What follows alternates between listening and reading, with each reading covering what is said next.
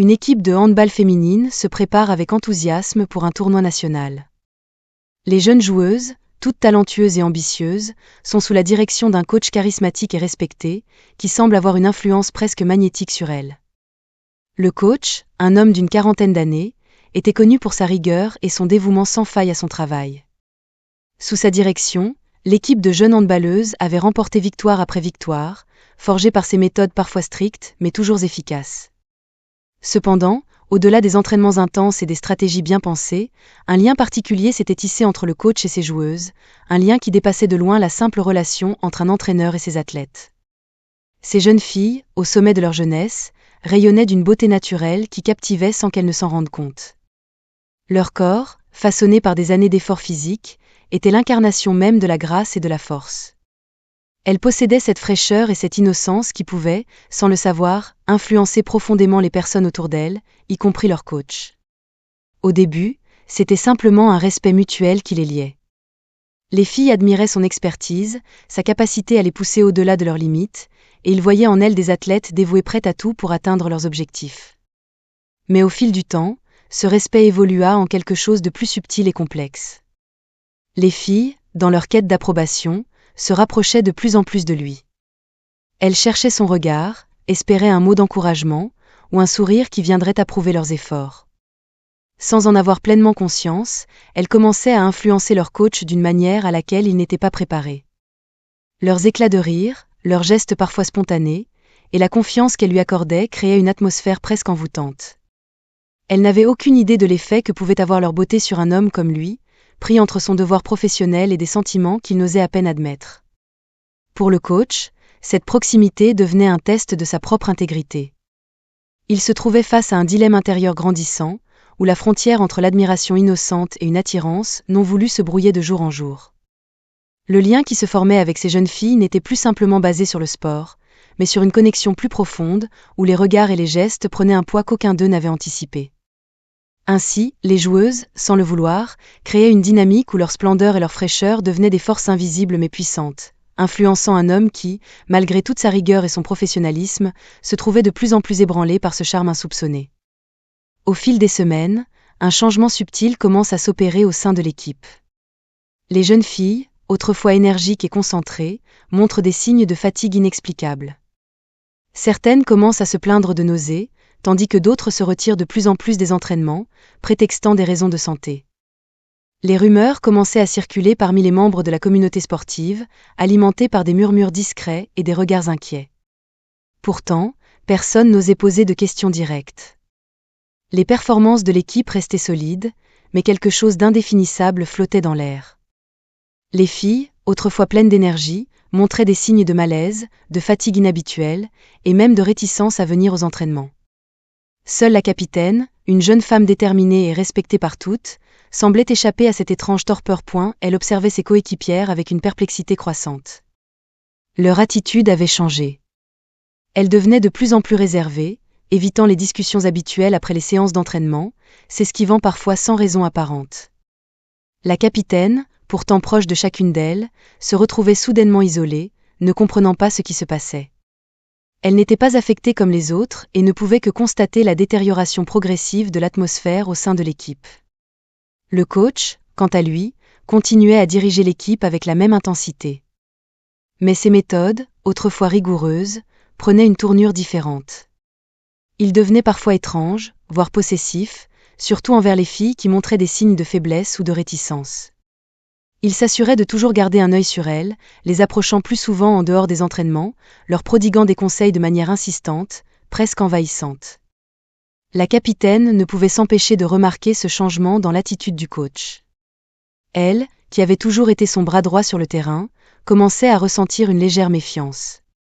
Un soir, alors que la séance d'entraînement touchait à sa fin, le coach lui demanda de rester un peu plus longtemps, prétendant avoir des conseils à lui donner pour améliorer encore son jeu. Elle accepta sans se douter de ce qui l'attendait. Le gymnase se vidait peu à peu, et le silence s'installait autour d'eux. Le coach l'approcha avec un regard qu'elle ne parvenait pas à déchiffrer. Il lui parla d'abord du match à venir, de la stratégie à adopter, mais rapidement, ses paroles dérivèrent vers des compliments sur son leadership, sa détermination, et enfin, sur sa beauté, d'une manière qui la mettait mal à l'aise. La capitaine, pourtant habituée aux discours de motivation, se sentait cette fois-ci prise au piège. Le coach se rapprochait, son ton devenant de plus en plus doux, presque intime. Elle ne comprenait pas ce qui se passait, mais une part d'elle se sentait inexplicablement attirée par cette attention inhabituelle.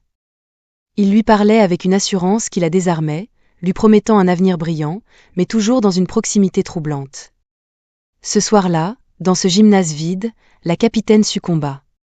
Ce qu'elle croyait être une simple conversation se transforma en un moment qui allait bouleverser tout ce qu'elle avait construit avec son équipe. Ce n'est qu'après coup qu'elle réalisa, en proie à un mélange de honte et de confusion, qu'elle venait de vivre ce que ses coéquipières avaient dû endurer en silence. Ce fut alors qu'elle comprit pourquoi elles étaient toutes si étrangement affectées, et à quel point le lien entre elle et leur coach avait pris une tournure sombre et inquiétante. La situation atteignit son paroxysme lorsque, tard un soir, l'une des filles, les yeux rougis et la voix tremblante, se confia à une amie proche. Terrifiée et en larmes, elle murmura à demi-mot qu'elle était enceinte. L'amie, abasourdie, tenta de la réconforter, mais ne put s'empêcher de ressentir une peur grandissante au fond d'elle-même. Comment cela pouvait-il être possible? Elles étaient toutes jeunes, focalisées sur leur carrière sportive, et pourtant, cette révélation venait briser le fragile équilibre de leur quotidien. Quelques jours plus tard, comme si un verrou invisible venait d'être levé, une autre joueuse révéla à son tour le même secret. Sa voix était tout aussi éteinte, marquée par l'incrédulité et la peur. Puis, ce fut une troisième qui avoua la même vérité, suivie d'une quatrième. En un laps de temps inquiétant, les confessions se multiplièrent. Ce qui avait commencé comme une simple anomalie isolée devint rapidement un véritable raz-de-marée de révélations, plongeant l'équipe dans un tourbillon d'incompréhension et d'angoisse. Le plus étrange, c'était que les filles ne semblaient pas comprendre comment elles avaient pu en arriver là. Aucune ne se souvenait d'un moment particulier, d'une rencontre, d'un acte conscient qui aurait pu mener à cette situation. C'était comme si un voile noir avait été jeté sur leur mémoire, les laissant dans une ignorance angoissante de ce qui leur était réellement arrivé. Chacune se souvenait simplement d'une fatigue soudaine, d'une absence d'énergie, suivie par un sentiment d'être enveloppée dans une brume épaisse où le temps semblait s'écouler de manière irrégulière. Les jeunes filles étaient terrifiées, non seulement par ce qui leur arrivait, mais aussi par l'idée qu'un secret plus grand, plus sombre, leur échappait complètement. Une de leurs coéquipières, plus superstitieuse que les autres, parla même de malédictions, de forces occultes qui auraient pu les atteindre à travers leur lien avec le coach. Cette idée, bien que rejetée par la plupart, s'immisça dans l'esprit de toutes, ajoutant à leur détresse une peur irrationnelle mais persistante. Alors que les révélations se succédaient à une vitesse alarmante, une vérité sous-jacente commençait à se dessiner. Les filles, bien qu'unies par leur secret commun, sentaient qu'il leur manquait une pièce essentielle du puzzle, quelque chose de vital qui leur échappait. Elles commencèrent à soupçonner que leur état ne résultait pas simplement de leurs actions, mais peut-être de quelque chose, ou de quelqu'un, qui les avait manipulées d'une manière qu'elles ne pouvaient pas comprendre. C'est alors qu'une des filles, dans un éclair de lucidité, se rappela un détail troublant. Chacune d'elles avait, à un moment donné, passé du temps seul à seul avec le coach, souvent en fin de journée, sous prétexte de recevoir des conseils supplémentaires. Mais ce qui les unissait toutes, c'était cette étrange sensation de flou, cette incapacité à se souvenir clairement de ce qui s'était passé durant ces séances. Le mystère autour de ces grossesses devint alors plus épais, plus inquiétant. Comment toutes ces jeunes filles, si pleines de vie et de promesses, avaient-elles pu se retrouver dans une situation aussi improbable? Quel secret se cachait derrière ce voile d'amnésie collective? Tandis que la panique grandissait parmi elles, une vérité encore plus effrayante commençait à émerger. Peut-être que ce qu'elles avaient vécu ensemble dépassait de loin leur compréhension, touchant aux profondeurs de l'inconnu où des forces invisibles agissaient en silence. Il devient rapidement évident que quelque chose de bien plus sinistre se trame. Les parents, indignés, commencent à exiger des réponses, tandis que la presse s'empare de l'affaire, la transformant en scandale national. La tension monte, et tout le pays est suspendu aux lèvres de ces jeunes femmes qui semblent liées par un secret inavouable. Cependant, ce n'est qu'à la fin de l'histoire, après de nombreux rebondissements et fausses pistes, que l'incroyable vérité éclate au grand jour. Derrière le masque du coach dévoué se cache un homme manipulateur et calculateur, qui, par des moyens insidieux et pervers, a réussi à abuser de son autorité pour exploiter la vulnérabilité de ses joueuses. Le dévoilement de cette vérité horrifiante laisse la communauté sous le choc, mais il apporte aussi une lumière crue sur la nécessité de protéger les jeunes athlètes et de remettre en question les structures de pouvoir dans le sport. La colère des parents éclata lorsqu'ils apprirent la nouvelle, mais chacun réagit de manière calculée. Plutôt que de se rassembler pour dénoncer publiquement le coach, ils choisirent une approche plus subtile et plus personnelle. L'un après l'autre, ils se rendirent chez lui, certains accompagnés de leurs filles, d'autres seuls, mais tous avec la même exigence. Ils devaient assumer la responsabilité de chaque grossesse. Les confrontations furent intenses. Les pères, le regard sombre et menaçant, n'avaient qu'un mot à la bouche. Tu vas prendre en charge ma fille et son enfant, ou bien. Le coach, acculé, ne pouvait que reconnaître la vérité. Devant chaque parent, il avoua être l'auteur des grossesses, incapable de cacher plus longtemps ce secret qui pesait lourdement sur ses épaules. Au fil des mois, les jeunes filles mirent au monde, toutes, des garçons. Ce fait étrange n'échappa à personne. Un fils pour chacune, comme si un destin mystérieux les liait encore plus étroitement. Ces enfants grandirent rapidement, entourés par leur mère et sous la surveillance constante du coach, désormais présent dans la vie de chacune de ces anciennes joueuses. Dès leur plus jeune âge, les garçons montraient une affinité naturelle pour le football. C'était comme si le sport coulait dans leurs veines, hérité à la fois de leurs mères athlétiques et du coach, qui continuait à jouer un rôle dans leur éducation.